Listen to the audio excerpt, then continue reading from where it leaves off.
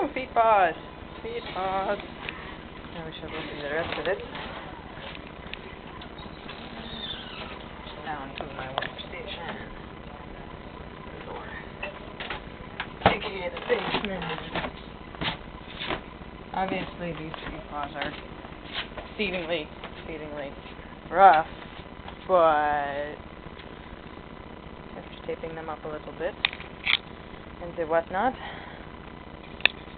they will be very lovely and bright red and dinosaur and scaly.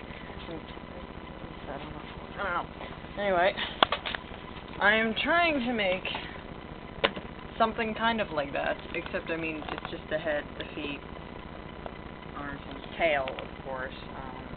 I have a head. Let's see here.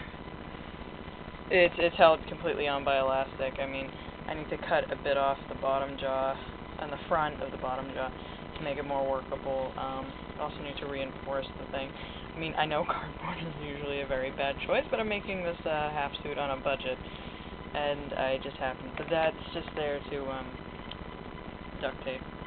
What did I have sticking? I think the duct tape was already on it. Yeah, it's for room for glasses. Completely moving. It's easier than a hinge jaw, which uses like washers and stuff like that. It's very lightweight mesh where the eyes are going to be, and also just for ventilation. I mean, I'm going to be using fleece for this instead of fur, because fleece is a lot cheaper. All this old foam came from an old exercise mat we had in my house. Let me just, and that was my first costume. Oh God, that was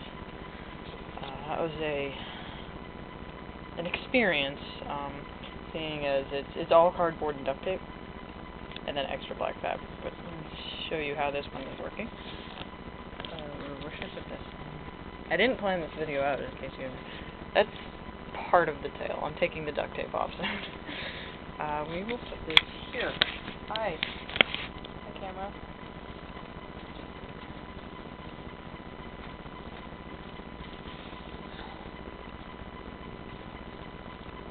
As you can see, it is this kind of thing. Yes, as you can see, the front of this right here, part of it needs to be cut off because it sticks out more than it should. And I'm aware that this is a little thick too, so I need to cut off the part of the bottom. But it's fully articulated because of the elastic, and so just a second. Whenever I move my jaw, this will move as well. I mean, it almost defeats the purpose because of the unofficial no talking. I don't know if that's no talking in suit rule. But still, it just gives a little bit more expression to the character than just a static jaw. I mean, of course, even though it's made out of cardboard, it's rather tough. It survived a couple of knocks already. Walls and stuff like that. It's also survived an attack by a 5-year-old, and I'm pretty sure if it can survive a 5-year-old's attack, it will be perfectly fine when walking on the street wearing this thing. And the good thing about it is, even when this part is going to be covered in fabric, it will still have a lot of light and a lot of room to breathe. In fact, I can see out better through the mouth, and I keep the mouth open just a little bit, like that, than I can out the mesh. So it has a lot of ventilation and stuff like that.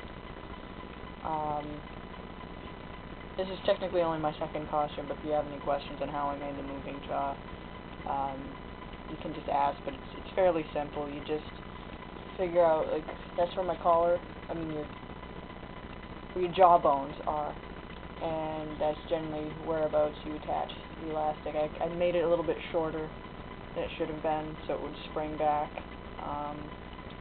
and then you attach it underneath. As you can see, it's covered by a piece of foam, and then after you attach it underneath, you just hot glue, sew, whatever you have to do. It's really simple, nothing to get hyped up about. I mean, I've met some people who are just like, how'd you do that? Bah, bah, bah, bah, bah. Well, on other videos, not this one, but they just, it's the easiest thing in the world. It's so much easier than you actually think. And you know, if it is your fursuit, I suggest just a static jaw, which is just the jaw moving stuff. But it's easy. No, it's actually not that easy, because my original dragon mask was a static jaw, and then I went ahead and then I messed with it. But yeah, so just static jaw for the first one, and then a fully articulated one if you want to make any improvements or for a second one. Just to get it down, practice. Furring's just kind of hard. You have to, you know, do the tape up and everything like that. But it's a slow process, but it works. It works. Don't try to take any shortcuts, because that's just going to turn out badly. Anything else that I can think of off the top of my head? Well, nothing I can think of right now. So if you have any questions, feel free to ask. If you have any advice you can give me, that would be helpful as well. I'm always on the lookout for criticisms and advice and questions. I like that stuff. So feel free to leave a comment on the thingy below, and have a nice day, eh?